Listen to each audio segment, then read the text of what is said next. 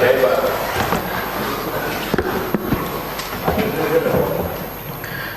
the papers is deemed to have been laid on the table of the House.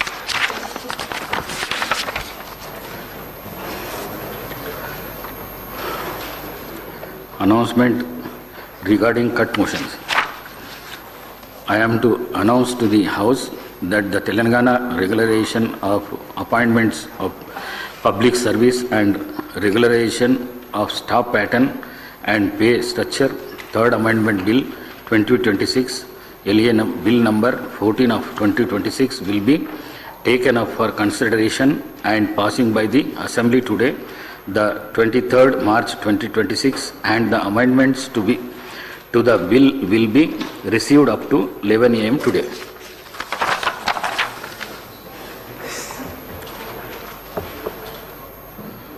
I am to announce to the House that cut motions to be demands for grants for the budget 2026-27 will be received up to 5 p.m. today, the 23rd March 2026. Question hour.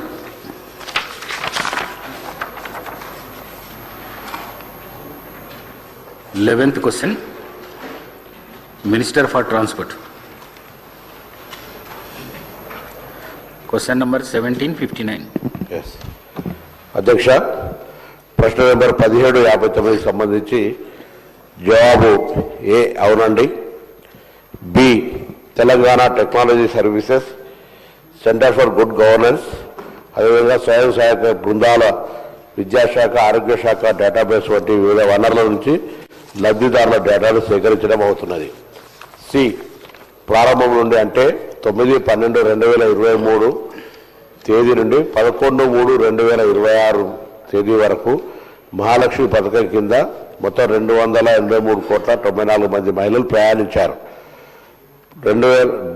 జవాబు D 2023-24 ఆర్థిక సంవత్సరం అంటే 9/12/23 నుండి 31/3/24 వరకు మహాలక్ష్మి పథకం కింద RTC ఆర్జించిన ఆదాయం 1163.07 కోట్లు కాగా 2024-25 ఆర్థిక సంవత్సరానికి 4,122.79 కోట్లుగా ఉంది. శ్రీ జటోత్ రామచంద్ర నాయక్ గారు. ధన్యవాదాలు అధ్యక్ష. ఈ రాష్ట్రంలో అధ్యక్ష మహిళలు ఈ అవనిలో సగం అవకాశాల్లో సగం ఉండాలనే ఉద్దేశంతో మన రాష్ట్ర ముఖ్యమంత్రి వర్యులు పెద్దలు శ్రీ యనమల రేవంత్ రెడ్డి గారు మహిళల్ని ఆర్థికంగా బలోపేతం చేయాలనే ఉద్దేశంతో మహిళలు ఆర్థికంగా స్థిరపడితేనే వారి కుటుంబాలు, అదేవిధంగా వారి పిల్లల విద్యాభ్యాసం, కుటుంబ నిర్వహణ, అదేవిధంగా రాష్ట్ర ప్రగతి ముందుకు పోతుందనే ఉద్దేశంతో ప్రభుత్వం ఏర్పడ్డ అనతి గంటల్లోనే మహిళలకు ఆర్టీసీ బస్సుల్లో మహాలక్ష్మి పథకం ద్వారా మరి ఉచిత బస్సు ప్రయాణం కల్పించి ఈ రాష్ట్రంలో మహిళల్ని మరి మనోధైర్యం నింపడమే కాకుండా ఆర్థికంగా కూడా ముందు తీసుకెళ్లే కార్యక్రమం ఈ ప్రభుత్వం ప్రజాప్రభుత్వం చేపట్టింది అధ్యక్ష. ఈ ప్రభుత్వం మహిళలకు అన్ని రంగాల్లో ముందు తీసుకెళ్లాలనే ఉద్దేశంతో ముఖ్యంగా వారి మనోధైర్యం నింపడంతో పాటు ఆర్థికంగా వారు బలపడితే వారు అన్ని రంగాల్లో ముందు సాగాలనే ఉద్దేశంతో మరి వారికి ఈ ఉచిత కరెంట్ అయినా, అదే ఇందిరమ్మ ఇల్లు అయినా, అదేవిధంగా మరి ఆర్టీసీ బస్సులో ప్రయాణమైన ఈ అవకాశం కల్పించి మరి ప్రభుత్వం వారికి ఈ ప్రభుత్వం ప్రజాప్రభుత్వం మహిళలకు బస్సు ప్రయాణంతో పాటు ఆర్టీసీని నష్టాల్లో ఉన్న ఆర్టీసీని బలోపేతం చేయాలనే ఉద్దేశంతో ప్రభుత్వం ముందు సాగుతుంది అధ్యక్ష. అందులో భాగంగానే ఈరోజు బడికెళ్లే బిడ్డైనా, ఉద్యోగం చేసే పడుచైనా, ఆసుపత్రికి వెళ్లే అమ్మైనా మంత్రి గారు గౌరవ సభ్యులకి సూటిగా ప్రభుత్వం నుంచి ఏ ఆన్సర్ కావాలో దానికి క్వశ్చన్ వేస్తే మంచిగా ఉంటుంది అధ్యక్ష. అందరం కలిసి సమయాన్ని సక్రమంగా చేసుకుంటే అన్ని క్వశ్చన్లకు ఆన్సర్ వచ్చే అవకాశం ఉంటుంది. నాయక్ గారిని కూడా సూటిగా ప్రభుత్వం నుంచి నీకు ఏ ఆన్సర్ కావాలో అది అడిగి మంత్రి దగ్గర నుంచి రాబట్టుకుంటే మంచిదని చెప్పి గౌరవ సభ్యుడికి పంపిస్తాను. నేను ఇంతకు ముందే అనౌన్స్ కూడా చేసిన, ప్రతి క్వశ్చన్ 9 నిమిషాల్లో అయిపోవాలని చెప్పేసి. సప్లిమెంటరీ అయినా పర్వాలేదు, క్వశ్చన్ అయినా పర్వాలేదు, 9 మినిట్స్లో కంప్లీట్ కావాలి. Okay please. ఈ రాష్ట్ర ప్రభుత్వం తీసుకున్న నిర్ణయంతో మరి ఈరోజు ఆసుపత్రికి వెళ్ళే అమ్మాయినా మరి తల్లిగారింటికి వెళ్ళే అబ్బాయినా అందరూ ఈరోజు ఈ అవకాశాన్ని అందిపుచ్చుకొని మరి ప్రతి నెల ఒక మహిళ గతంలో చెప్పిన పరిస్థితి కూడా చూసిన అధ్యక్ష, నెలకు దాదాపు 2 నుంచి 3 వేలు మిగిలితే మరి ఆ డబ్బులతో నేను కుటుంబ నిర్వహణ అదేవిధంగా చిట్టీలు కట్టుకొని నా ఆదాయాన్ని రెట్టింపు చేసుకుంటున్నానని చెప్పిన పరిస్థితి కూడా ఈ రాష్ట్రంలో చూసిన అధ్యక్ష. అయితే అధ్యక్ష, వారు ఆధార్ కార్డ్ లేదా ఓటర్ ఐడి కార్డుతోనే ప్రయాణం చేసే పరిస్థితి ఉంది. దానికి రాష్ట్ర ప్రభుత్వం మరి ఒక డిజిటల్ కార్డ్ 15 డిజిట్ల నెంబర్తోని వారి పేరు, అడ్రస్ మరి నిర్లిప్త అయ్యే విధంగా మరి దాంట్లో కార్డ్స్ ఇవ్వాలనే నిర్ణయం ప్రభుత్వం తీసుకున్న మాట వాస్తవమా? అదేవిధంగా ఈ మహాలక్ష్మి పథకం ద్వారా మరి ఇప్పటిదాకా ప్రయాణించిన ప్రయాణికులు ఎంతమంది, అదేవిధంగా దాంతో సమకూరిన ఆదాయం ఎంత, అదేవిధంగా ఆర్టీసీ మరి ఈ సంవత్సరం ఈ మహాలక్ష్మి పథకం ద్వారా ఆర్జించిన ఆదాయంలో ఇంకేమన్నా అదనంగా బస్సులు ఏర్పాటు చేస్తున్నారా మరి మంత్రివర్యులు తెలియజేయాల్సిందిగా కోరుతున్నా అధ్యక్ష. Thank you. శ్రీ తన్ని రాజేశ్వరరావు గారు. మీరు చెప్పినట్టుగా మీ సూచన పాటిస్తాం అధ్యక్ష. స్ట్రైట్ క్వశ్చన్లే అడుగుతా అధ్యక్ష మంత్రి గారిని. అధ్యక్ష, మొన్న గవర్నర్ గారి ప్రసంగంలో మహిళలకు 9,200 కోట్ల రూపాయలు ఆదా అయిందని చెప్పారు అధ్యక్ష. మరి 9,200 కోట్లు రాష్ట్ర ప్రభుత్వం ఆర్టీసీకి చెల్లించిందా, చెల్లించలేదా? ఒకవేళ బకాయి ఉంటే ప్రభుత్వం ఎంత బకాయి ఉందో మంత్రి గారు చెప్పాలి. Question number 1. క్వశ్చన్ నెంబర్ 2 అధ్యక్ష, ఆర్టీసీ లాభాల్లో ఉందా, నష్టాల్లో ఉందా? ఒకవేళ లాభాల్లో ఉంటే కార్మికులకు ఇవ్వాల్సినటువంటి బెనిఫిట్స్, ఏరియర్స్ కానీ వాళ్ళ సిసిఎస్ కానీ ఎందుకు ఇవ్వడం లేదో మంత్రి గారు చెప్పాలి. 3వది అధ్యక్ష, కొత్తగా మరి పిఆర్సీ డ్యూ ఉన్నది 3 ఏళ్ల నుంచి. కొత్త పిఆర్సీ ఆర్టీసీ ఉద్యోగులకు ఎప్పటి నుంచి ఇస్తారో కూడా మంత్రి గారు చెప్పాలి. 4వది అధ్యక్ష, కాంగ్రెస్ పార్టీ తన మేనిఫెస్టోలో ఆర్టీసీ యూనియన్ పునరుద్ధరిస్తామని చెప్పి మీరు హామీ ఇచ్చారు. ఎప్పట్లోగా యూనియన్ పునరుద్ధరిస్తారో మంత్రి గారు సూటిగా సమాధానం చెప్పాలి. 5th క్వశ్చన్ అధ్యక్ష, గత బీఆర్ఎస్ ప్రభుత్వం ఆర్టీసీ ఉద్యోగులను ప్రభుత్వ ఉద్యోగులుగా గుర్తిస్తూ మేము ఆనాడు గెజిట్ కూడా నోటిఫికేషన్ చేయడం జరిగింది. మరి వాళ్ళను డేట్ ఆఫ్ అపాయింట్మెంట్ ఎప్పటి నుంచి వారిని ప్రభుత్వ ఉద్యోగులుగా గుర్తిస్తారో కూడా మంత్రి గారు సూటిగా చెప్పాలి. లాస్ట్ క్వశ్చన్ అధ్యక్ష, మరి చాలా నియోజకవర్గాల్లో చాలా డిపోల్లో, ఈవెన్ నా సిద్దిపేట డిపోలో కూడా బస్సుల సంఖ్య తక్కువగా ఉంది. కొత్తగా ప్రజలు బస్సులు వేయాలని అడిగితే డిపో మేనేజర్తో మాట్లాడితే బస్సులు లేవు, బస్సులు సరిపడా మాకు అవకాశం లేదు అని చెప్పి డిపో మేనేజర్లు చెప్తా ఉన్నారు. ట్రాఫిక్ అనుగుణంగా కొత్త బస్సులు ఇచ్చే ఆలోచన ఏమైనా ఉందా? మరి ఇప్పటికే టైం అయిపోయినటువంటి బస్సులను కొత్త బస్సులతో రిప్లేస్ చేసే ఆలోచన ప్రభుత్వానికి ఏదైనా ఉందా? మంత్రి గారు సూటిగా సమాధానం చెప్పాలని మీ ద్వారా కోరుతున్నాను. గౌరవ మంత్రి గారు. సార్, వారు అడిగినటువంటి ప్రశ్నల్లో ముఖ్యమైనది తదుపరి గౌరవ ఇతర సభ్యులు అడిగిన 1955 క్వశ్చన్లు ఉన్నాయి. వాటన్నిటిని ఆ సందర్భంలో ఆన్సర్ చేస్తాను. కానీ నేను రాజకీయ విమర్శ చేసుకోలేదు. ఆర్టీసీని మోయలేము, మూసేస్తాం. వారు గౌరవ అధ్యక్షులు ఉండ్రి. కంప్లీట్గా 48,000 మంది ఉద్యోగులను వేటు వేస్తున్నామని చెప్పేసి రకరకాల అంశాలను ఆర్టీసీకి సంబంధించి బస్సులు కొత్తది ఒకటి కొనకుండా 10 సంవత్సరాలు ఒక కొత్త నియామకం చేపట్టకుండా అన్ని రకాలుగా ఆర్టీసీని నిర్వీర్యం చేసిన తర్వాత వచ్చినటువంటి ఈ ప్రజాపాలన ప్రభుత్వం ఆర్టీసీకి సంబంధించినటువంటి అనేక అంశాలు, ఆఖరికి గత 10-15 సంవత్సరాలుగా వివిధ కారణాలతో సస్పెండ్ అయినటువంటి ఉద్యోగులకు కూడా 3-man కమిటీ వేసి మానవతా దృక్పథంతో 250 ఉద్యోగాలు కూడా ఇచ్చిన అధ్యక్ష తిరిగి. అంతేకాకుండా కారుణ్య నియామకాలు చేపట్టడం కావచ్చు, దాదాపు 2,700 కొత్త బస్సులు కొనడంతో పాటుగా వారు చెప్తున్నట్టుగా 15 సంవత్సరాల పైబడ్డ బస్సులన్నీ కూడా రిప్లేస్మెంట్ చేస్తా ఉన్నాం. అంతేకాకుండా మహిళా సంఘాల ద్వారా మహిళలను యాజమాన్యం చేసి కూడా బస్సులు కొనుగోలు చేస్తా ఉన్నాం. మహిళలు బస్సుకు సంబంధించినటువంటి ఉచిత బస్సు తర్వాత కొంత డిమాండ్ ఉన్నమాట వాస్తవం. ఇప్పటికే అనేక కొత్త బస్సులు ఈవెన్ హైదరాబాద్ నగరంలో కూడా కొత్త రూట్లను ఇంట్రడ్యూస్ చేస్తా ఉన్నాం.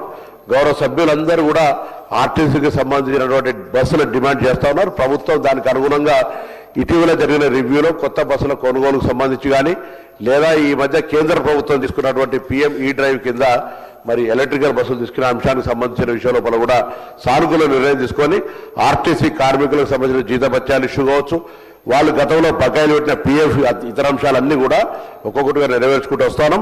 విలీన సమస్య కమిటీ దగ్గర పెండింగ్ ఉంది. గుర్తింపు సంఘాలకు సంబంధించిన ప్రభుత్వం దగ్గర డిస్కషన్ అయ్యేది ఉన్నది.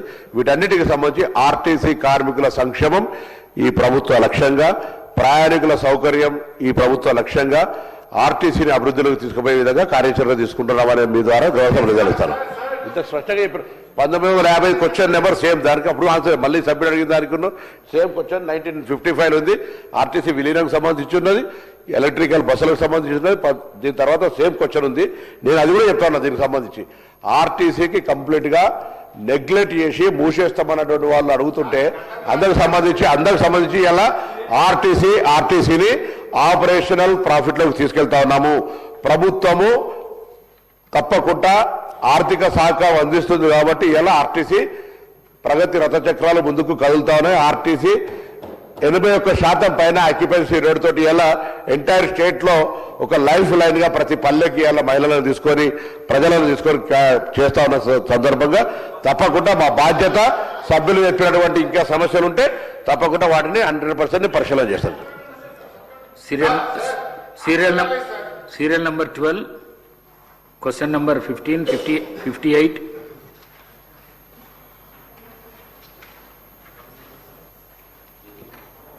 Minister Garu. Okay. Speaker sir, the agreement was entered for export of 1 lakh metric tons of rice to Philippines. A quantity of 22,750 metric tons of rice was exported to Philippines so far. The shipment-wise details are as follows. First shipment on 6th April 25 of 12,750 metric tons. And second shipment on 7th May 25, 10,000 metric tons, total of 22,750 metric tons. The rice price for export is rupees 3,600 per quintal.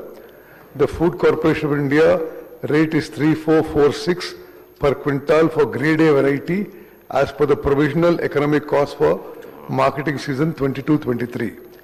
An amount of rupees 81.90 crore revenue was received so far from rice exports to Philippines. The net profit is rupees 1.13 crores. Initially, an agreement was entered for export of 1 lakh metric tons of rice. So far, a quantity of 22,750 metric tons exported, leaving a balance of 77,250 metric tons. Yes, sir. There has been a delay after the second shipment due to various issues and disturbances in the Philippines country, and there's been a general ban on rice import by the country from 1st September 2025. After that, the Philippines government has recently granted a special permit to state of Telangana for next shipment of 6,975 metric tons, which is under process now. Sri Gangula Kamalakar Garu. Sri T. Harish Rao Garu. Sir మంత్రి గారు సభను తప్పుదో పట్టించారు అధ్యక్ష. ఇది ఒక పెద్ద scam అధ్యక్ష. ఈ ఫిలిప్పైన్కు బియ్యం పంపిణీ అనేటువంటిది పంపడం అనేది ఒక భారీ కుంభకోణం జరిగింది అధ్యక్ష. నేను మంత్రి గారిని సూటిగా కొన్ని ప్రశ్నలు అడుగుతా అధ్యక్ష. ఇప్పుడు వారు ఇచ్చిన సమాధానాల్లో కూడా కొంత సత్యదూరమైనటువంటి విషయాలు, అర్ధ సత్యాలను, సమాచారాన్ని కొంత ఆపి కొంతవరకు మాత్రం చెప్పి కొంత చెప్పకుండా దాచిపెట్టే ప్రయత్నం చేశారు అధ్యక్ష. ఫస్ట్ క్వశ్చన్ అధ్యక్ష, ఈ బియ్యం ఫిలిప్పైన్కు ఇతర దేశాలకు ఎగుమతి చేయడానికి మీరు ఎవరైనా ఒక అడ్వైజర్ను పెట్టుకున్నారా? ఆ అడ్వైజర్ పేరు ప్రేమ్ చంద్ గార్గ్ అధ్యక్ష. వీళ్ళు పెట్టుకున్న అడ్వైజర్ అధ్యక్ష, ఆయన ఘరానా మోసగాడు. సిబిఐ ఈడీ కేసుల్లో ఇప్పటికే అరెస్ట్ అయి జైలుకు పోయి వచ్చినటువంటి వ్యక్తి. అనేక ఈడీ సిబిఐ కేసులు ఎదుర్కొంటున్నటువంటి ప్రేమ్ చంద్ గార్గ్ను బియ్యం విదేశాలకు ఎగుమతి చేయడానికి మీరు అడ్వైజర్గా పెట్టుకున్నారా? పెట్టుకుంటే ఆయన ఇప్పుడు ఎక్కడున్నాడు, ఆయన పనిచేస్తున్నాడా, మరి ఆయన ఒకవేళ తొలగించారా, ఉన్నాడా, తొలగిస్తే ఎందుకు తొలగించారో సమాధానం చెప్పండి. నంబర్ 1. నంబర్ 2 అధ్యక్ష, వీళ్ళు ఎంఓయూ చేసుకున్నది 10 లక్షల మెట్రిక్ టన్నులు పంపడానికి ఎంఓయూ చేసుకున్నారు. 1 లక్ష మెట్రిక్ టన్నులు అగ్రిమెంట్ చేసుకున్నారు అధ్యక్ష. కేంద్ర ప్రభుత్వ సంస్థ అధ్యక్ష, ఐఏఎస్ ఆఫీసర్లు ఆ సంస్థ జేఎండి ఎండి గారు రాష్ట్ర ప్రభుత్వానికి లేఖ రాశారా? దీపక్ అగర్వాల్ అధ్యక్ష, ఇది నాఫెడ్ జేఎండి గారు రాష్ట్ర ప్రభుత్వానికి లేఖ రాశారు. అదేవిధంగా మరొక లేఖ కూడా నాఫెడ్ ఎండి గారు కూడా రాష్ట్ర ప్రభుత్వానికి లేఖ రాశారు. నేను అడుగుతా ఉన్నా, నాఫెడ్ అనే కేంద్ర ప్రభుత్వ సంస్థ మేము మీకు కాకినాడ పోర్టుకు బియ్యం రాగానే మీకు వెంటనే డబ్బులు చెల్లిస్తాం, మాకు అవకాశం ఇవ్వండి అంటే కేంద్ర ప్రభుత్వ సంస్థకి ఇవ్వకుండా ఒక ప్రైవేట్ సంస్థకు ఎందుకు ఇచ్చారు? ఈ బియ్యం ఎగుమతి కోసం మీరు ఏమైనా టెండర్లు పిలిచారా? ఎక్స్ప్రెషన్ ఆఫ్ ఇంట్రెస్ట్ పిలిచారా? లేదు నామినేటెడ్ బేసిస్